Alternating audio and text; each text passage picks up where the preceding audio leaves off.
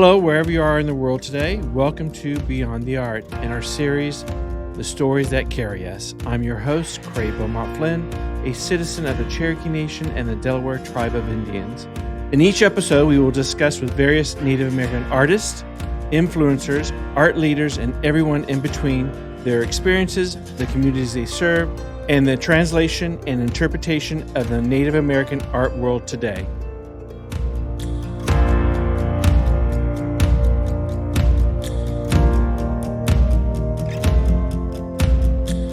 Well, hello, everyone. Today we have Dustin Mater, a Chickasaw Nation citizen and a multimedia artist.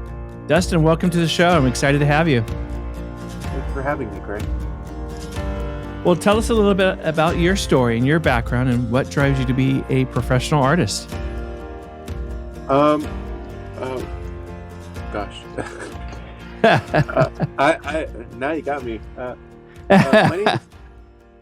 My name is Dustin Mater. I'm a multimedia artist and graphic designer. I've been doing graphic design professionally for about maybe about 16, 17 years, and been doing indigenous fine art since about 2010 in a full-time capacity. So what's your... go ahead. Oh, sorry. Go ahead. No, what's your perspective of being a Native American artist, and how does that drive you in your creativity? Well, when I was growing up as a kid, I had these amazing stories that were passed down to me from my grandmother and my mom and different elders and folks in the community, but I never had any visual context to go with it. It's part of the removal process in the boarding schools and just the general point of survival in the 20th century. Really kind of put a lot of the visual iconography on pause in my community, unfortunately, or at least where I grew up here in Oklahoma. But when I moved to Los Angeles, I saw the Southeastern shell carvings, and they were like leitmotifs that my grandmother talked about. And then I started reading where they were found, and it was just like, oh, all of a sudden those seeds that she planted in my head started sprouting up. Like, oh, that's what this is. That's what she was Connecting talking about. The dots, yeah. And so, yeah. So a lot of what I do is just, I grew up in a time when there wasn't that kind of visual iconography that connected them on a visual standpoint, folks, to the culture. And the time that I've kind of come on board, I joined on this Southeastern Renaissance, so to speak, of just the multitude of designs and motifs that are coming to light. And I was lucky enough to have some chance encounters with some truly sublime artists that some that are not with us anymore, that just they recognized the earnestness of what I was trying to do, and they were very willing to be sharing with that knowledge. And so I've tried to utilize it and in a way that because I grew up in the 80s and 90s, and so I was a pop culture sponge. So Right. it's all that stuff that was building up in me, and then just kind of pushing it out in this kind of hybridization of traditional Southeastern culture with design aesthetics. So what drove you in the direction in going to more Native American type artistry than the typical mainstream? I've done a lot of different jobs and graphics, but nothing really kind of scratched that creative itch that I had, like doing Native art, specifically Southeastern art. It just is. I'm on the ground floor in this Renaissance, and Right. I'm one small cog in a very large machine of artisans who are gaining illumination and making big gains in what was lost for over a century in a lot of ways. I mean, obviously not everyone is like uniformly missing those icons, but and that really is what drives me a lot of my work. In my portraiture, I never saw in galleries or in museums women depicted that look like my mother or look like the people in my community. There were always like some that were like in this kind of, well, in the Europeans' first contact, they made them, a lot of them look like cherubs, like fat cherubs, and Right. very roly, and not really depicting True just representation. right. And so it's a moment to show uh, an opportunity for me to show my mom to the world, for the world to kind of see these amazing people in my community. But in a lot of these portraits, they have their traditional tattoos on the face and on their bodies that to connote, their ancestors they carry with them. And, Hmm. it's one thing to see someone that's depicted that maybe isn't someone from your community, but to see someone in your community that and they have those adornments or they have those tattoos, it's empowering to a lot of young people, and I see it in Hmm. my kids, and I see it in like kids in our community who've like never known a day without these designs around them, without something that can help them see themselves in these designs, and it gives them a sense of like belonging and a greater sense of Right. ownership in their community. And I think connectivity as well, that Yeah, they're not yeah, being misrepresented and they see someone like themselves, yeah. true representation. So you mentioned your grandmother with shell artistry. Was she an artist? No, no. No. She was a storyteller, and um, she was a midwife, and she was very active in the community, and she was from eighth generation of women who did this kind of stuff. And I was just blessed to where I asked questions and had enough foresight to Right. ask questions that kind of started with my grandfather, her son, and then it just kind of snowballed into where she would tell me about pre-contact time and during removal and during first contact with the conquistadors, and it filled my hyper active imagination with ideas and these visions of adventure. Because when I was a kid, you know, my North Star was like King Arthur's table and the Knights of the Round Table, and, Arabian Nights and Lawrence of Arabia and the uh, uh, Jason Argonauts, and that's what really got me into, because I didn't really have the visual context and had some of the stories, but I just kind of felt adrift growing up, and so I would I read Batman, I read all these adventure things, and it got me into like comparative mythology and religion kind of ideas, which helped me kind of view my own culture in an introspective way differently. Hmm. Hmm. Some of the same items that are relative, and I think in the Native American culture is the folklore and the stories that are passed down from generation to generation. Yeah. Um, how would you describe yourself as an artist? Um, I put too many things on my plate.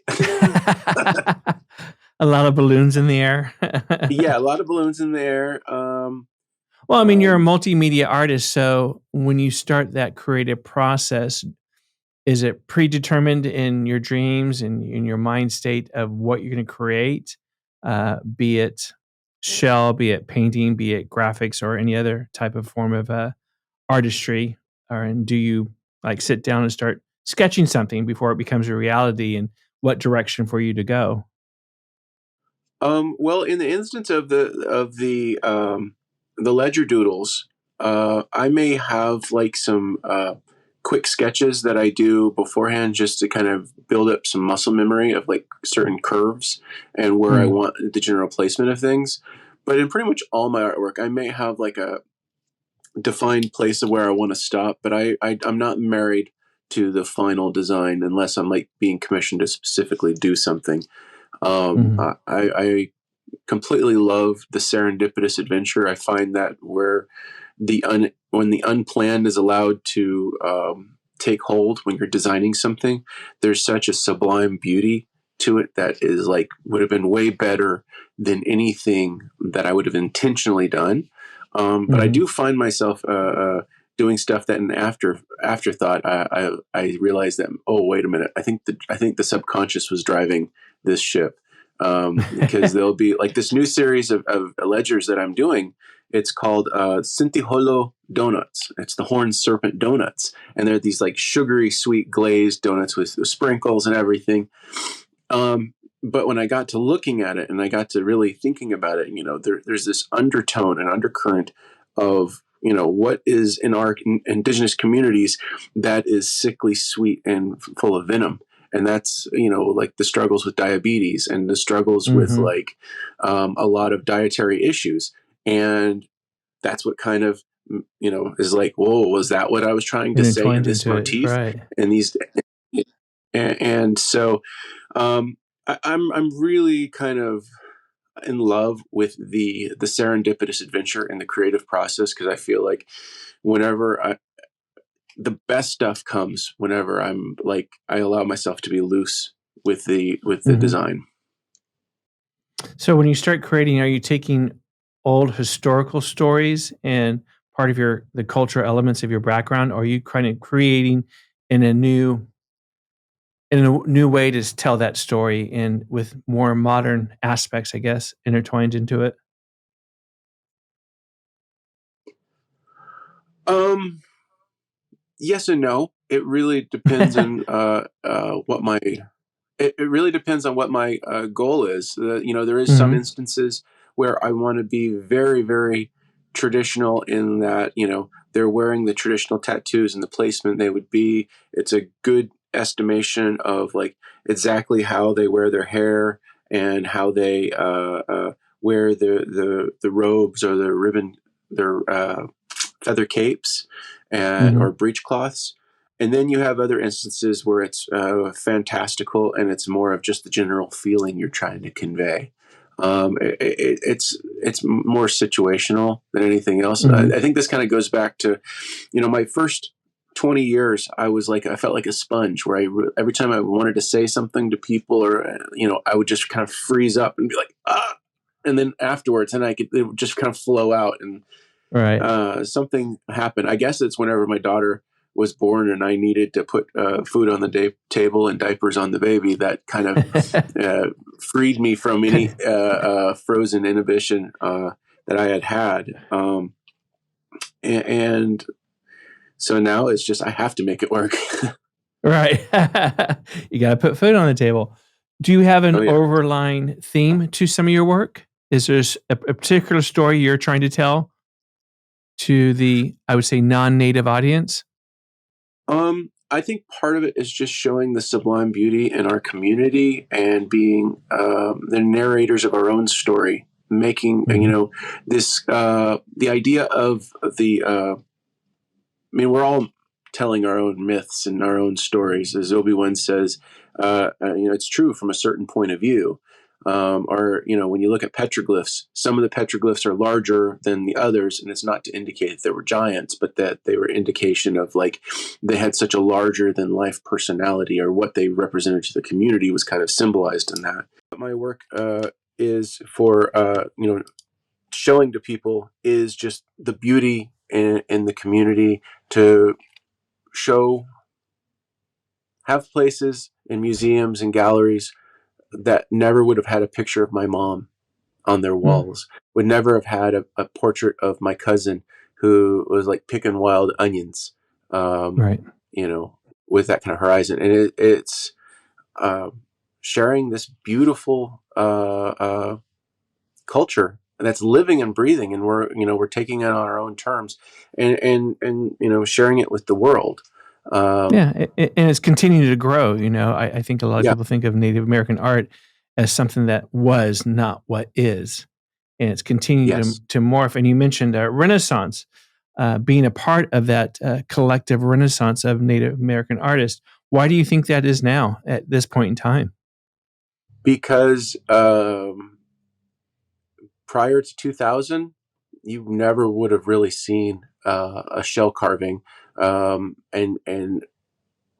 in this community, you wouldn't have seen a lot of these design motifs, whether it be the Falcon Man or it be the sun circles, or it would be the host of all the Southeastern motifs that were in a sense lost to a lot of us. But you have people like Tom Phillips, Margaret Roach Wheeler, Brenda Kingery, and then you go into like the Seminole artists, Kelly Haney, and the Cherokee Creek artist, Dan Townsend. All of Mm-hmm. them I share a major debt to, for what they accomplished and what they're doing, and or what they did, and how it pushes other artists, not just myself, but other Mm-hmm. Southeastern artists, and to ask questions. I mean, but it all comes back to like T.C. Cannon and that whole renaissance of what when they did what they did for like plains and southwestern style and his pop Correct. culture Yeah. designs. He was like, we are the children of T.C. Cannon and the grandchildren of like his whole way he approached indigenous art, and even the ancestors who were doing these ancient pieces on shells and doing on leather or wood, that was contemporary art of their time. And Mm-hmm. I like to think that this is just carrying on tradition, that we may not do it exactly the same way, but Right. creating like this, grabbing neat little items and incorporating it into my designs is something that my ancestors would have done. And, it's nice to see through their eyes in a sense Mm-hmm. by having to create something and find solutions to problems in a creative way. Now, when you do you create and focus on your own Chickasaw background, or do you extract from various other tribal communities when you start creating your art? Um, Most of my work, I try to, because there's so much that was lost, and we're still right in the middle. I'm only like second generation of this Renaissance. There are people that are going to find more, and we're getting a clearer and clearer image of what come before. But Mm-hmm. it's I focused a lot of mine on the Chickasaw story just because it hasn't been represented in a way that was satisfactory to me. Um, but because there's sometimes there we lack some context sometimes, and because it's a growing process, and the designs that I may have done in the past may be a bit more evolved now.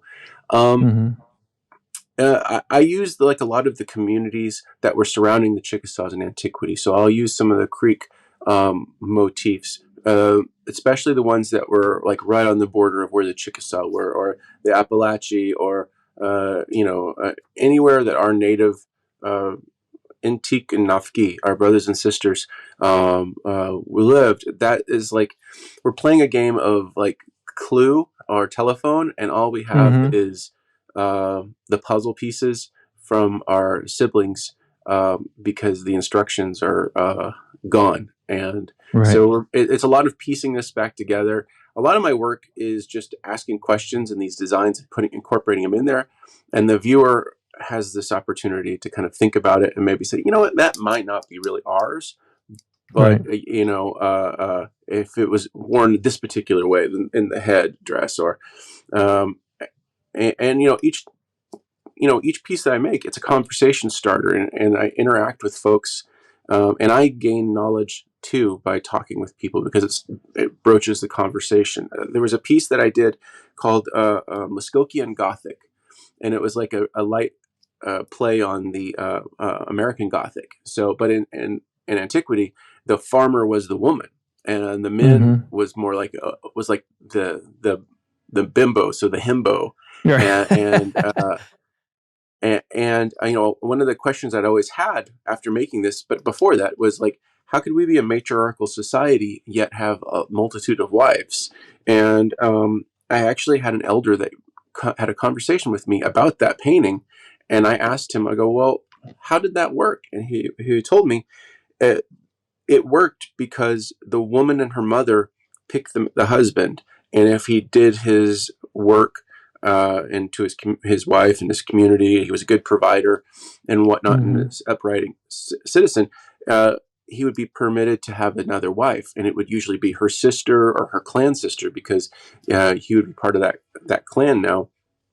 And I had no kind of visual or no kind of context to go with how that worked. And uh, but this elder, he broke it down in a way that it made sense. And the only way that would have happened is if I would have made this painting. And that's what I love about art and making artwork for the community, and people that outside the tribal community enjoy it as well. That's Mm-hmm. that's always the bonus. But a lot of it is just showing people in my community, uh, where we come from, and who you belong to, and that kind of Mm-hmm. idea. And it's fun. It's fun, that kind of conversation. It's a dance in a sense. Right. Well, it shows a pride in your community and pride in who you are and the story behind of who you are and why you are the way you are, and creating that your story and continuing that story, if that makes sense. What would you say is your biggest artistic influencer? Um, Gosh. Well, I always think about my mom. That's always a given. She was going to college when I was a little boy, and I got to go with her to art class. Oh, And she wow. made for her art class, her final, she made a children's book. And I just thought that was the coolest thing ever. And that's kind of one of those things that was like, I want to do that. And I've done it. I've done it a few times, but I still try to measure myself to that book my mom made when I was a kid. But everyone from like Al Jeffries, the one that just recently passed away in Mad Magazine. Mhm. I read that book, like that comic and that magazine, like a fiend growing up. I love uh, all the comic book greats. I'm just kind of like, from everyone from McFarlane to even like Steve Ditko is without a doubt, like those early '60s. Um, uh, uh, Ditko and Stan Lee. I'm drawing like Doctor Strange. There we go. Those Mhm. Doctor Strange comics are like some of the coolest, because there was nothing going on like that. And I actually wrote to DC Comics when I was like in summer school at 10 years old, because I was like, I'm gonna make comics. I'm gonna make Batman comics, or I'm gonna do something like that. And uh, I got a letter back. I still have it somewhere. My mom saved it. Of where they encouraged me to continue drawing and apply again when I get older. Um, but the Do you Does that still apply, I guess, inspiring you from your youth to today? Does part of those elements in comic books still inspire you Oh, sure. in creating? Yeah? Absolutely. Anytime I need a creative bump, I find myself watching Star Wars, or Or watching like Never Ending Story, or one of those happy place movies where I got like something. But sometimes those movies are better left in your memories, and those, just let Mm, those inspire you. Like I would recommend Flight of the Navigator, just to stay in your mind, as your memories, because it's not as good as you remember as a kid. But no. those kind of, I was just a sponge, and that creative incubation, everything from like The Simpsons to, I watched the animated movie Heavy Metal way too early as a kid. And, but all those components that terrified me, that delighted me, they're all in me. And like, there's like, I remember my mom was on a religious kick back in the '80s, and I was banned from watching He-Man. And it was like the forbidden fruit. You're not supposed to do it. So I had to go to my friend's house and watch it. And I gave myself up that night because I had a nightmare about Skeletor laughing. And it was like, and it woke me up in terror. And, but it is like all that stuff that kind of challenged me and scared me as a kid, is like, that's the stuff I'm still like thinking about and inspired by. Those Imagineers at Disney. Mhm. Uh, uh, were just so cutting edge and genius that even looking at like the art, how they make the films and how they do the behind the scenes stuff and the sausage is made was just so inspiring. I not only wanted to watch the movies or create the object, see the objects, I wanted to make the objects. I, I've always kind of just been like that of like, oh, well, I don't have it around me. I'm going to try making it. So you're constantly motivated. So what actually motivates you to create then? That's a hard one. I guess Putting food on the that table? falls into no, it's far deeper than that. I would be creating if there was no one around. I think what it comes down to is it's the song of my soul and how I can sing. Mm-hmm. Um, I made a Faustian deal when I was a kid. I've talked about this before with other artists. All artists make a Faustian deal when you're a child. It's probably why kids shouldn't sign contracts. But it in that I can never stop. It's as like intrinsic to me as breathing or drinking a glass of water. I'll die with a paintbrush or a pen in my hand, and that's okay. When I was growing up, I was always kind of hounding, like, what is my purpose? What is my purpose? And, I would pray and try to find answers, and it's to create. And so I just comes from the soul. Yeah. I mean, I've been creating since my very first memory. One of my first memories was like I was 2, and I was drawing a trainer and an engineer, and I think I'm still trying to chase that praise that I got from my mom and my grandfather as a little kid, because it looked like a trainer and an engineer even back then. That I think maybe that's part of like what I'm chasing after in some subconscious way. But yeah, I love it. I love the ability to, no matter what's going on in life, there is a liberation. And if you can create, even if you don't have like any freedom at all, being able to make a piece of art just for yourself, it creates a secret garden. When there was a lot of struggle growing up as a kid, that was my safe space, was to draw and create. And it was only for me, but it was like it was what I needed.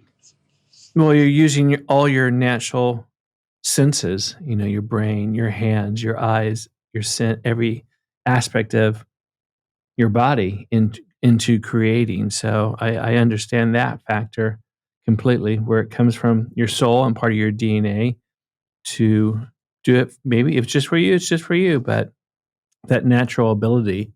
What are some of the poignant pieces that you can really think of that you say, that's the essence of me? That's the true essence of me. Oh, it would have to be a lot of pieces, from the silly to the profane. I guess my most recent one that I feel so strongly about is my Muskokian Gothic. At present, it's at the Fahrenheit Gallery in Santa Fe. That was just it was so much fun to create. I absolutely love painting Southeastern women, and this was my friend who posed for me, and it's that's one of my favorites. I think, gosh, there's a piece that I did a very long time ago, in 2001, when my dad died. That was real special to me, and it was kind of funny because my mom, she passed away in 14, and literally a month before she passed away, she finally noticed that picture that I had made, and it was and how much she admired it, and that was just like, oh, okay, that's cool that she saw that. Gosh, I guess I would have to a mix of like the Three Worlds, which was a shell piece that I had made out of lightning whelk, angora, 350 black freshwater pearls, cast gold, copper, and stingray was probably one of my absolute favorites. So besides being in a Renaissance collective, you are a Renaissance man. That's a lot of various aspects to create a piece. Yeah, yeah. I am. It's like I said. It's less about the medium and the materials, and it's just that song I have in my heart and what I need to create. I remember reading a line from Salvador Dali talking about, like, this was like in his last days, and he was no longer had the facilities to create anymore, and Mm-hmm. he was talking to the man who was interviewing him, and he was talking about like how he still sees the patterns, he still sees the movements, he still sees everything, and never stops. And Mm-hmm. that's what I was getting at about like that Faustian deal is like, even if I'm not doing anything, I'm just sitting down. Like when I was in the hospital, recovering from like getting surgery on my shoulder, and I'm just kind of staring off into space, I still see these shifting patterns. I still see all those things. So whether or not you're creating, it's still right in front of me. Mm-hmm. So it's me. It's you. Well, that's the way it should be. It's you. What is maybe a piece or two that you were most surprised on the reaction or attention it received? Um, I was kind of surprised how little reaction I got from my piece Muskokian Gothic, and how much praise and attention I got for my candy donut snakes. Really? Uh, What did you think it was going to be reversed?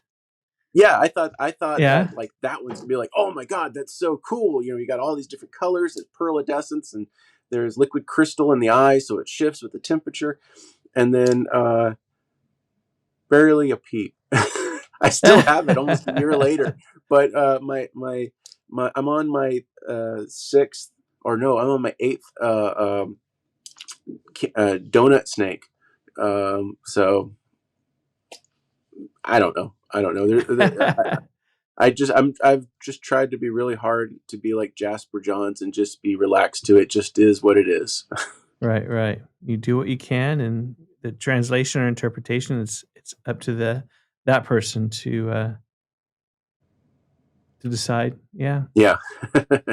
So is there a definitive process that you go through when creating? We lightly touched on it previously a short time ago, but is there an actual process that you do when you sit down or in your studio that you go through in creating? Well, for like for the drawings and the paintings, that is usually a host of like sketches in my sketchbook or on notes, and that I kind of collect together. Mhm, But if it's like a shell piece, I kind of have to let the shell speak to me in a sense, because there are mhm. structural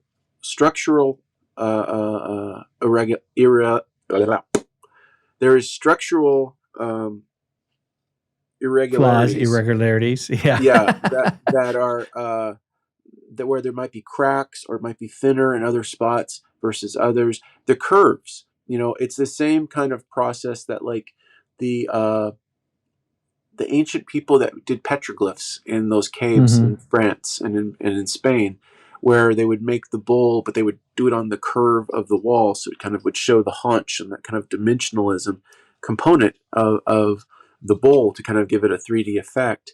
And so I when I'm looking at these shell pieces, I have to kind of let it speak to me. And this is where like the serendipitous adventure comes in. I have an idea, like I'm going to do the panther, or I'm going to do like the horned serpent Sinti mhm. and I might have a loose sketch of what I want to do, but I try not to be so married to the final outcome, because my initial design may have been rushed or may not have been fully thought out in a way that once it's there, uh, uh, this loop performs better or looks better in this curve versus what I originally had planned. Or well, there was a shell piece that I did recently. It was actually a buffalo horn, and I had to sand down the entire horn to smooth it out again, because I had carved the hand the constellation of Orion.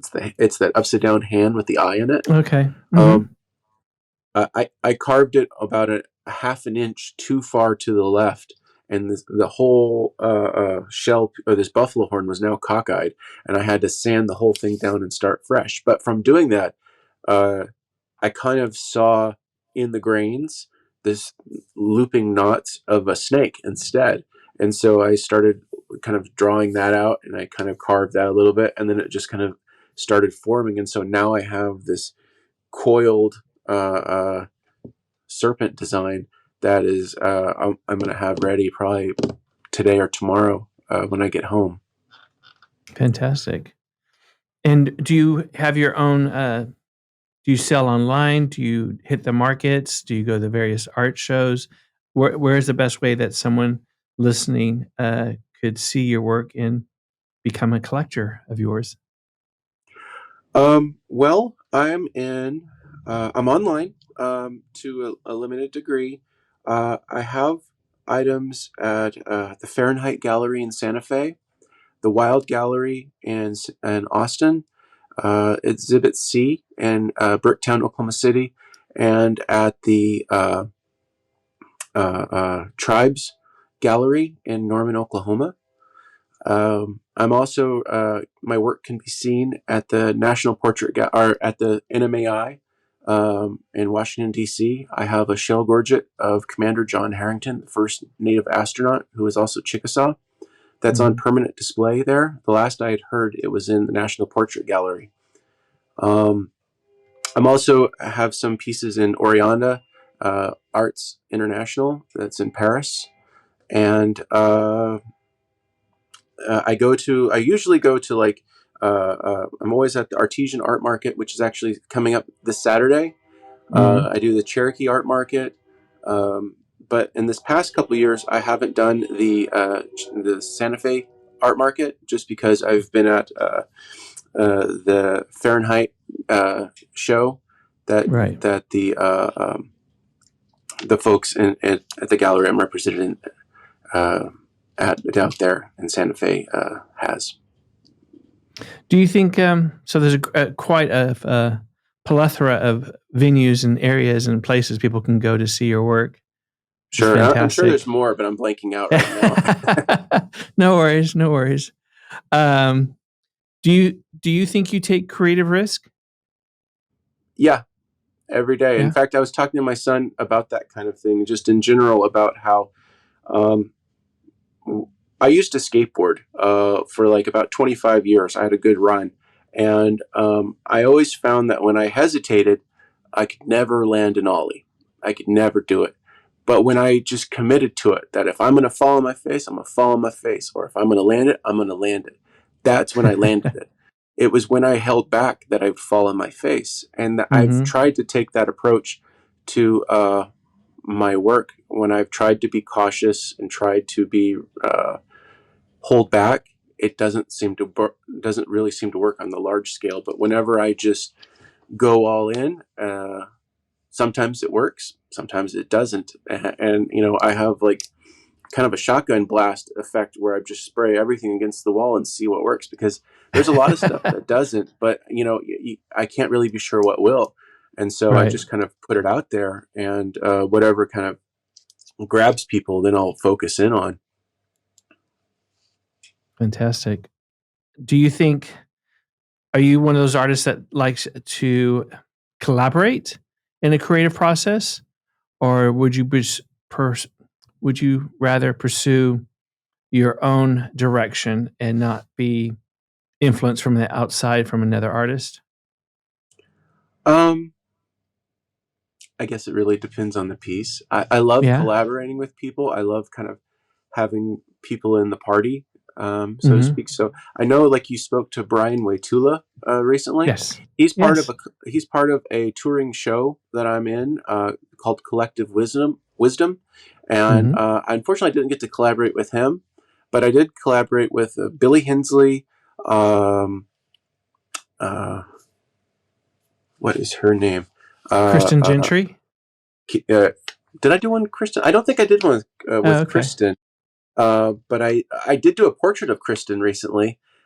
She posed for a portrait and in the style of like the traditional women that I do, Mm-hmm. and I drew her image on a uh, 1898 Indian Territory ledger, Oh, or wow. map, I should say, Uh-huh. and I'll send you the picture of that. Um, where she is like, because she's a creator, I have the hand of the creator in her palm, and because she's Chada, I have the horned serpent coiled in her hand as well, and just there's a whole variety of design motifs that I tried to incorporate that she asked me to include in there.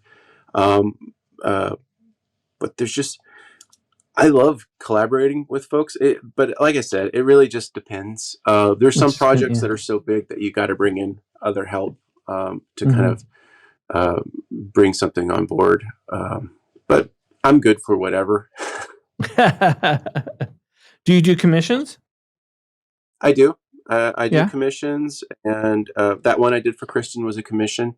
Uh, and the three worlds, the big lightning whelk with all the angora and the shell and the pearls and everything. I was actually commissioned by the Oriana Arts International, or yeah, to do a second one. The original one was purchased by the Chickasaw Nation for Mm-hmm. one of their offices, and the gallery in Paris saw it and they were like, "We want that." And they weren't interested in any of my paintings, but they wanted that shell creation because they'd never seen anything like it. It's about as big as a Wow. human head, and Really? yeah, I'll send you a picture of one of them. And What type of shell was it? it was lightning whelk, so it was like from the Gulf of Mexico, one of those Hmm. big conch type shells. Right, right. Um, and I had drilled this man that's praising the creator, and the stars are represented by the 350 black pearls, and the representation of Abba Benili, the creator, was cast out of 24 karat gold Wow. I'm sure it's beautiful. I'd love to see with a it. turquoise bead right in the middle of its eye. So talking about jewelry, you have the piece around your neck. That's a new creation as well.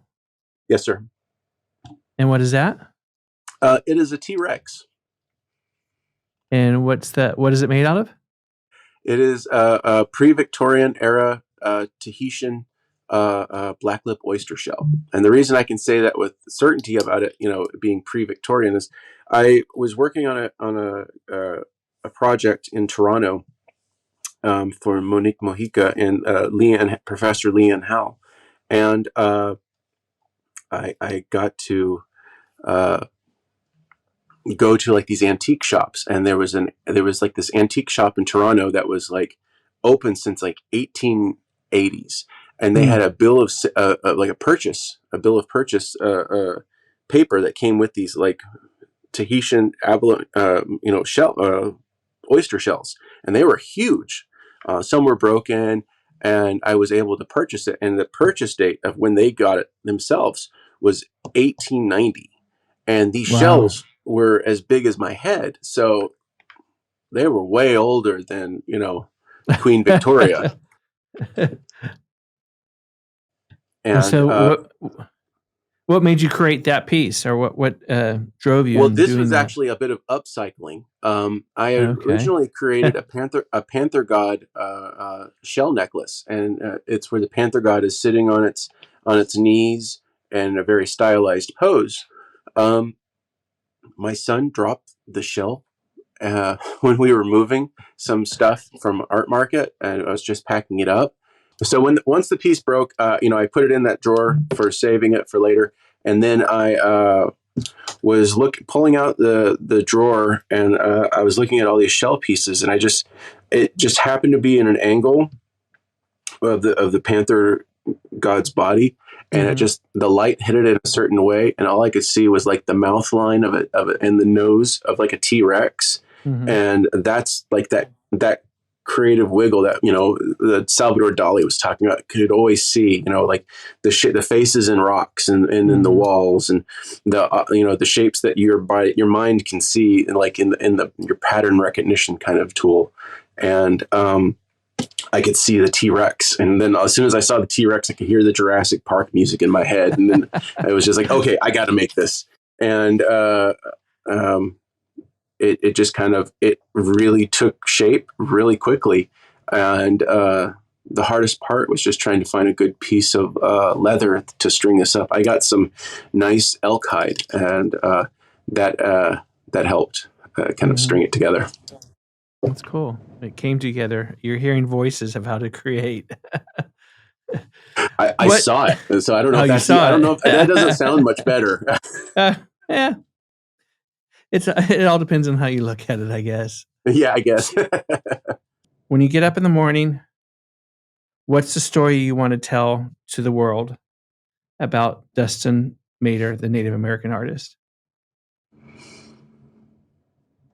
Is that a little easier? A little bit.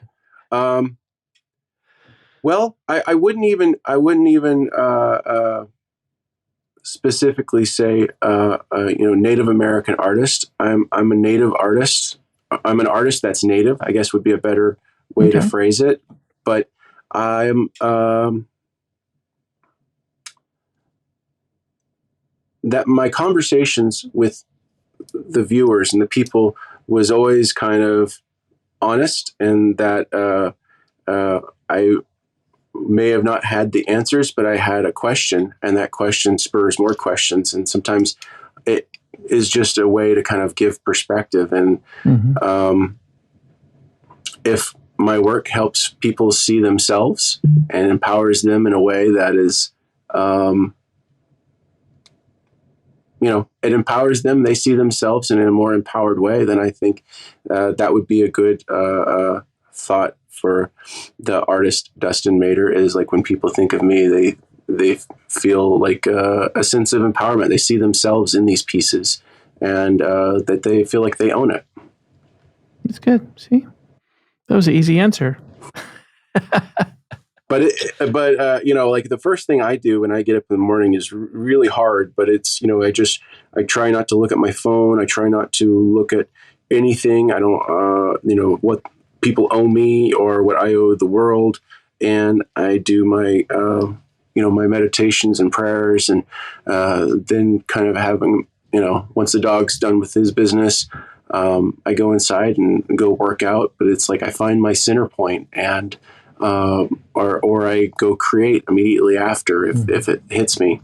I always think of like one of my favorite lines in growing up was from Arabian Nights, and it says, "If you find yourself waking up before the sun rises, don't go back to sleep. The night has secrets to tell you." And that is like, it's fertile creative incubation time.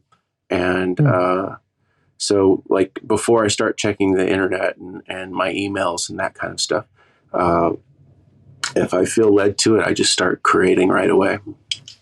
I'll have to remember that one, because I have a tendency to wake up at 3 a.m. So I wake up at 3:50, almost on the dot. Oh, I'll start looking for that secrets that someone's trying to tell me.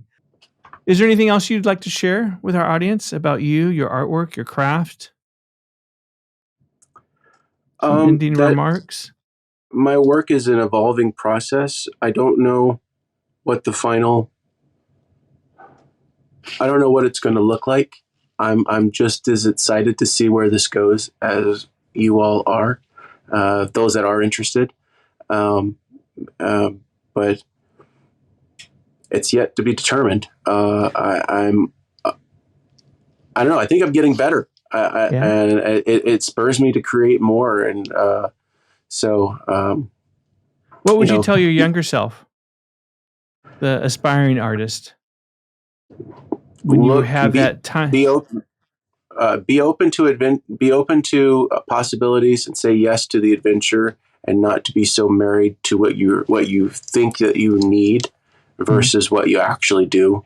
The mind gets ahead of the heart sometimes, as far as what you need, And I would definitely just encourage him to keep pushing forward, that his hopes and his goals are not in vain and are not foolish. For a long time, my fuel was all the negative stuff of people telling me I won't be an artist. There's no way I could be an artist, or never, I'll never get out of the situation I was in. And to, as a kind of a punk rock middle finger, it's like, I'll show you. I'm going to do this. And I'm going to do this. I'm all over,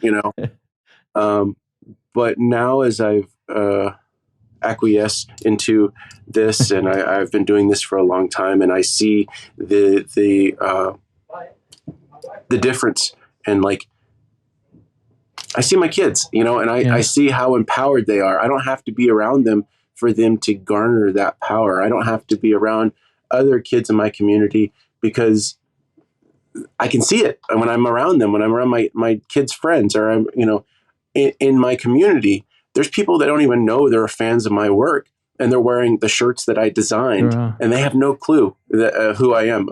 That is cool, because it's getting notoriety without kind of a way to kind of to be low key, or that kind of thing is kind of like but to see it and they not know I'm the man behind the scenes, like the Wizard of Oz kind of situation, the man behind the curtain. It's a great feeling. Very cool. Very cool. It's like, yeah, that's me. What would you say to someone that wants to be an artist, a youth that is struggling? Okay, do I do a dictated profession, or do I do something that's coming from my soul? What would you say to that young aspiring artist? I would say, it's good to take note of other people's thoughts, but that in the end, you are the only person that has to walk through that doorway, and to not let anyone's fears or prejudices stop you from pursuing what you really want in life, and to really put it out there, that of what you want and what you want to accomplish. It puts you on task a lot of times, and to just,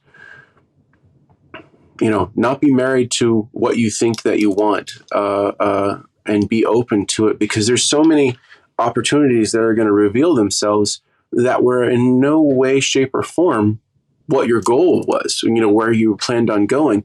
And then all of a sudden you have this fork in the road, and that if you take it, it opens up a whole new world. Whenever I was going to, when I went to Red Earth for the first time, it was one of my goals. One of my bucket lists when I was a kid was to do Red Earth. I remember my uncle went, and I just thought that was so cool. And then once I did it, it wasn't very good sales, but I only had a brief encounter with Dan Townsend and Kelly Haney. And those 2 days with those two, iconoclasts, changed everything. I mean, Dan Townsend is the contemporary godfather of shell carving. Without him, I don't know if anyone would be doing it. Dan started doing this in the 1970s before anyone knew what he was doing.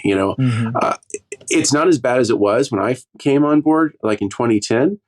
But I used to laugh with other Southeastern artists that it was like we could play bingo with the goofy questions that we get. And one of the common ones is this Mexican or is this Aztec? And it was like that was the center bingo, free bingo number, because people had no context of any of this. There's still some of that, but it's getting more and more. People are aware of it, and without Dan, I wouldn't be where I am, because it was from that moment I immediately started shell carving, and it changed my entire trajectory of my life. And then Kelly Haney was just so kind and generous over the years of being a bit of a mentor to me about like just to consider things, and I never took up much of his time, and he was always, other places and everything. But, a few times that I had with him, it really was like, gave me insight in a way. It's those moments in life where you don't know how long you have people in your life. It may only be a day or two, but those moments are, something that rocks your entire universe into a way that it changes your trajectory. And, I would just encourage those young artists that are coming up is to talk to people, be open, get out of your shell. Because You talk about it's a Kelly great, being, yeah, it's a great way to open up and learn and listen and find your own path to success. You mentioned Kelly being a mentor of yours. Do you mentor young artists? I try to. I did a Gorget workshop where I taught some of the design motifs to my community and to Chickasaws around the United States when I would go to their community councils as kind of a way to kind of be more knowledgeable of the culture and be better consumers of the culture, which was fun to kind of share what I had gained, and so that they would start shelf carving and they would start creating designs. And I see a lot of folks that have like my little weird twist on things in their designs now. So that makes me smile. But I have to say the first young person I mentored partially, and I am just so proud of her, is Faithlyn Seawright. She has become quite the creative powerhouse herself. But I had just started working for the Chickasaw Nation when she was like a little junior high teenager, and just like Right. and it was just like, that's the first one I really was like, oh, that's cool. I've had a little, I touched with my weirdness in a way that I see it's kind of germinated in its own way with her. Fantastic. Well, that's achievable. That shows a sure talent when you're able to mentor someone and see them prosper and find their, again, path to their own success and prosper in a way that, it's that growing period. You planted that seed. It must make you feel very proud. Oh yeah. It's a little weird sometimes when I see tattoos that are my designs as well, and I see them on people. It's like, that's kind of weird, but I like it. I'll take it. Well, Dustin, it's been a complete thrill and pleasure to have you on our show. Thank you for joining us today. Thank you for having me. And taking the time and sharing your story with us. Thank you. All right. Take care, Dustin. Thank you. Take care.